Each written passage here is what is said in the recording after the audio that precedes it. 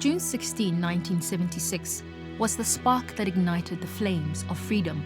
It represented the power of the youth to catalyze change and their power to have a generational impact, an impact that is today still felt. June 16 was about making sure that the voices of young people are not only heard, but that they reverberate through time and space to shape the future.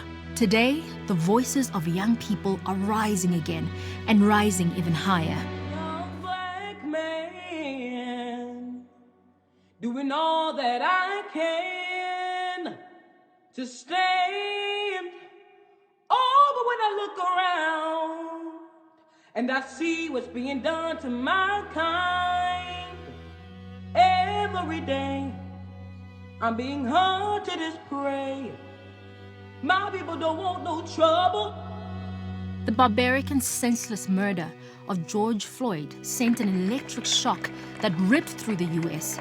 It re-sparked anger, old hurt, outrage, and renewed frustrations regarding the relentlessness of racism, its violence and brutality on Black lives and bodies in the US. Don't shoot! Don't shoot! Justice! Now! Justice! The response to the cruelty and the violence of the system has been mass protests, all sending one message: Black Lives Matter. What started as a movement against racism in the US has now spread like wildfire into the rest of the world. As South Africans, we stand in solidarity with the Black Lives Matter movement. However, we also have to confront our own issues and ask ourselves the hard questions. Does the life of Black people matter in the South African context? What is the state of our own race relations in our country? And what flames can the youth of 2020 ignite as we commemorate the contributions of the youth of yesteryear? Dumelang Sambonani. Good evening, South Africa. A very warm welcome to Expressions. This is a very special broadcast as we commemorate June 16, 1976. And I am your host, Jacqueline Mapala. What is important for us in this particular show, Mko, is that as we look at the Black Lives Matter movement, we're asking ourselves as a country, what does this mean in terms of what we're facing as young people in this country? Absolutely, Jackie. And at the back of that, we have to welcome you to the show. My name is Mkolisi Masango. Now, we are coming to you on this Youth Day at the Hector Peterson Memorial Acre. A place of historical significance, where, Jackie, and we ask the very important question this evening: what should the youth of the country be doing to stem out systematic racism? That's the big question. Do take a look at this insert we have for you. Racism. Ngoba ngike ngasebenza efemini yabelungu shuthi lapha yamongena siyaxoxa abelungu baxoxa esayidini labo abantu abamnyama baxoxa esayidini labo ngikhuluma ngento yamanje la eRoadport. The system is still using the same system of apartheid, which is to control people and treat them unfairly like racism does. I mean, what happened with George Floyd, it's nothing new. It's been happening for decades and decades, I understand. So the only way to deal with it, I guess, is to deal with it and speak about it, be open about it. We experience it at schools, maybe somewhere, like universities, everywhere. Like, it does still exist. When you get 4 guys in a city golf car, definitely the police will stop those guys. But when you have white guys in a car, the police don't normally stop those guys and search them. According to my experience as a street vendor around here, police will come and search you and do all that, but you find it rare happening to white people around here. Each person has a responsibility, which is to be fair and treat everyone with respect and equality. No one is superior than the other race. That's what I believe. Those are very powerful comments from young people from the streets talking about the systematic racism that is facing our country. But to help me unpack this very important issue, I'm joined in my makeshift studio here at the Hector Peterson Memorial Acre by Usfiso Mtsweni from the ANC. I'm also joined by Usunao Tambo from the EFF. And of course, because we are observing social distancing, but also still part of my panel, I'm also joined by Duncan Mthembu, who is from the DA and is also part of our audience. Hello, gentlemen. A very warm welcome to Expressions. Thank you for at least being here with us. Thank you. And talking about audience, I want to say hello, hello to your audience. And we also have to commemorate, applaud, and observe and celebrate a 1976 icon, Ntate Bani Mokgatle. And Ntate, a very warm welcome to Expressions. Thank you for being here. Ngo? Well, Jackie, we are on standby as the audience. Guys, thank you so much for joining us, and thank you as well for braving the cold weather to have this very important discussion with us on Expressions. You two there at home, we invite you to partake in this important discussion on all our social media platforms. Jackie, let's get the conversation going. Indeed, let's get this conversation started. I think, Sfiso, let me start with you. We know that the ANC has at least kick-started a very important campaign around anti-racism as part of their solidarity with the Black Lives Matter movement. But specifically for South Africa and for South African youth, what does this campaign mean? Well, thank you very much, Jackie, for having us. And yes, indeed, today we stand, I would say, at the shoulders of giants. Would remember that 1976, young people in this country, students in particular, stood up against a racist system that sought to impose itself through education, through the imposition of Bantu education. And of course, 42 years later, we're here. The whole world is facing a very bleak environment. We are in the middle of a very deadly pandemic, which has seen the whole world being locked down. But at the same time, we've seen horrific scenes of racism, structural racism. We've seen it in the US, we've seen it in the UK. Quite horrifically, we've seen a march of people actually coming out to say we are racist, we are proud racists. And in our country, we can see daily people expressing themselves in various platforms, actually continuously displaying very bad racist attitudes. And I think the moment has come for us as we stand here today, as we sit here and commemorate these heroes, to say enough is enough. Racism has to stop. Our society cannot tolerate any more racism. And so now, as we're talking about just the culture of systematic racism in South Africa, I want to find out from you the simple question of, do Black lives matter in South Africa?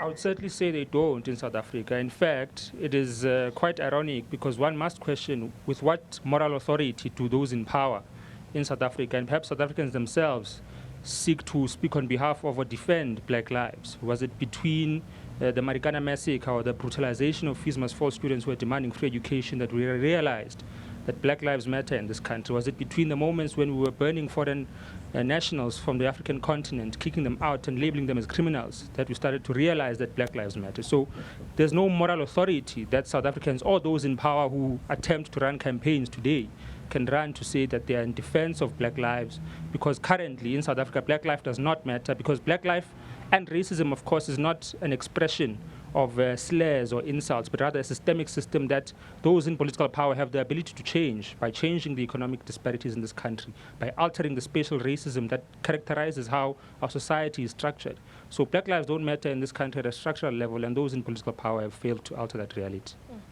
And Duncan, I want to bring you into this conversation. As we commemorate June 16, 1976, young people who themselves were protesting, right, against a very brutal system. I want to find out from you, what about this moment is different for us as young people, as 2020 youth? Is this moment different? Actually, maybe that's the right question to ask. Well, I think that when we speak about racism, it's something that has always been in our spaces. And there's nothing different when you compare the previous era and now. What we need to do is to rather act more harsher to those who are racist. Because, listen, a racist is not written on the forehead to say that, hey, I'm racist. But you see by whatever that they do or how they treat the people that they are around. And in most cases, you'd find that our parents, because they got subjected to a certain lifestyle, and it's difficult for them now to acknowledge and to accept or to even realize that things have changed.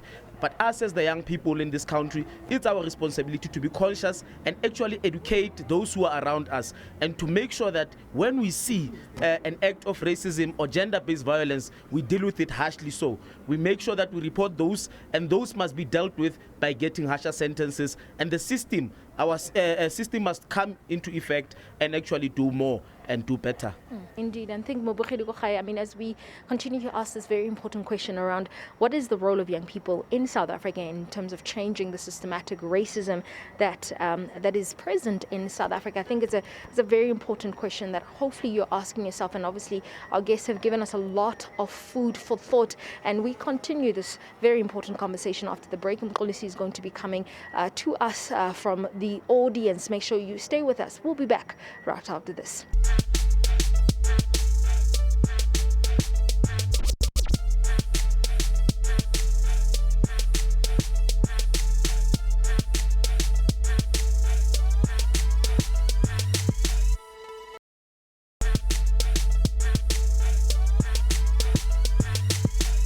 So welcome back to the special edition show of Expressions on SABC News. Now, this evening we're speaking to young people. We really want to find out what can they be doing to stem out racism in our society. Guys, thank you so much. Still in this very cold weather, still observing lockdown regulations. There was something Usisi said when she was still in the panel. She spoke about how police are brutalizing the very same people they're supposed to be protecting. You were at the receiving end of this. Speak to us about that.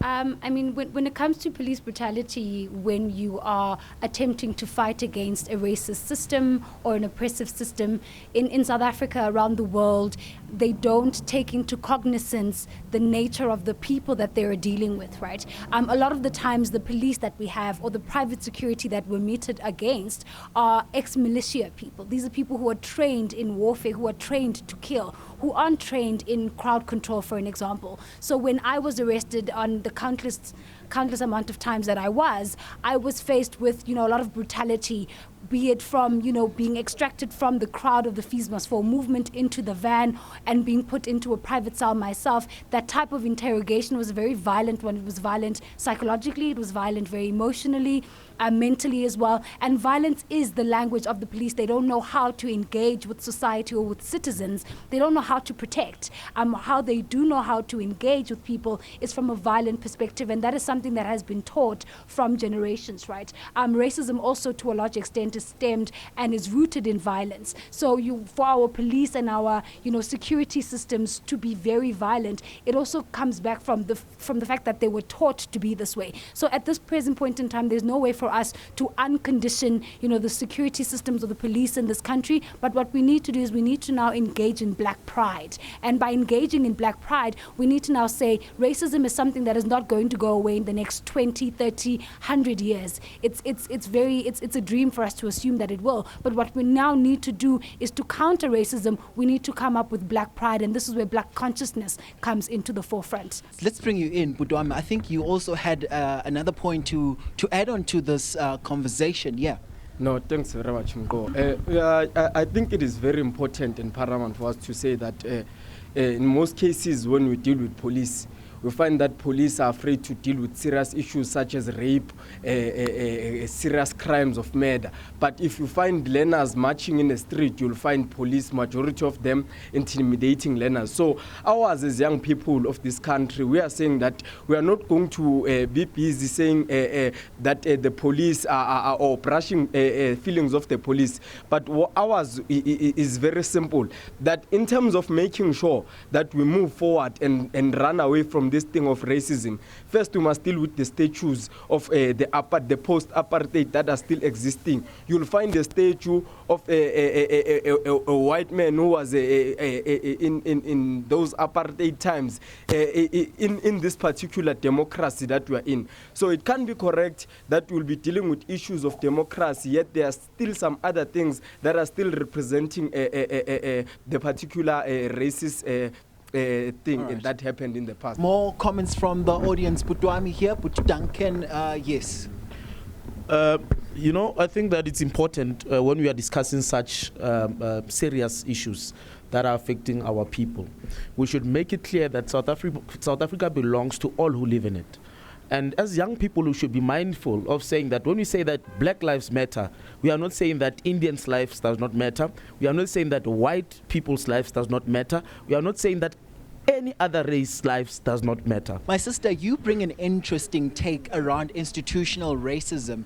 You're still in school, right? Talk to us about that. For me, let me talk from personal experience. So I'm originally from Pretoria. So you would get a white teacher telling you when you're making noise, this is not Marava start, or go do that in Mamelodi. You know, when that was done to me, I didn't see it as racism. Now that I think back, it was mentally degrading me. You're saying that I belong in a township. So in a way, they were saying that I don't belong in that school because of how I act, how I laugh. But you know, there's a question that keeps ringing in my head when we have this conversation and as we reflect. Was it all worth it? I think it was worth it. When we fought that day, we did not know that tomorrow will be called icons. We're fighting for a genuine cause. So we are saying even the students of today, because we fought for them, people died for them. The blood at Vilakazi Street, which was spilled, it was for them to be free. And they must make sure that they must focus on their studies. It's worth it. And if it's worth it, they must make sure that even for the students and the youth tomorrow, they must make it worth it. We help them. Because if we did not fight at that time, they will be still learning under Africans. They will be still segregated. And we say in the institution must know that they are a mirror of a country. Unless this institution change, and the white people, when black people go to their schools and they run away, you can see that systematic racism is still there. Because why are they running away from black people? Even the teachers, why do they insult? I mean, the young lady was there. I mean, that's insultive to call a black child in that manner. She's a human being. We are all human beings. So we must make sure that even the Department of Education gets involved. And also we are saying even the rural areas, because people tend to neglect the rural areas. Those are important things. And last point, we have taken upon ourselves that we must try and teach the children from the early stage so that we can get their strength. There's no point just generalizing, say, you are going to be a lawyer, let them have strength. Then at least we will never have a failure in life. But if you say, learn maths, and the child doesn't know maths, but if you find a strength that this child is good in handwork, using hands, then at least we'll have a better economy tomorrow. Thank you very much for that, Baba. Yeah. And of course, we continue with this all-important discussion when we come back from the break. In this time of COVID and in this time of this very important month for the youth of the country, we continue when we come back. This is Expressions.